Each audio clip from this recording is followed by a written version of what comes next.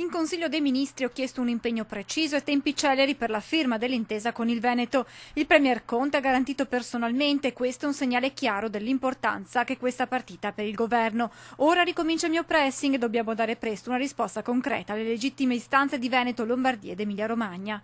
Così il Ministro per gli Affari Regionali Erika Stefani dopo il Consiglio dei Ministri di ieri, dove l'esponente leghista ha portato sul tavolo la bozza dell'intesa sull'autonomia. Il Ministro ha voluto accelerare i tempi dopo che il Vice Premier Salvini aveva parlato del documento in Consiglio dei Ministri entro l'autunno. Il Ministro Stefani è stata strepitosa e lo è anche perché ha presentato il progetto del Veneto già il 2 ottobre. La Lega c'è, lo vota questo progetto subito senza nessun problema. I 5 Stelle devono solo dire al mondo intero se lo vogliono portare avanti oppure no. Evitiamo che diventi un'agonia. Rassicurazioni e l'impegno del Premier Conte, anche se al momento manca una data certa. Ma il governatore Zaia non crede che vi sia il rischio di un nulla di fatto e di un passo indietro degli esponenti del Movimento 5 Stelle.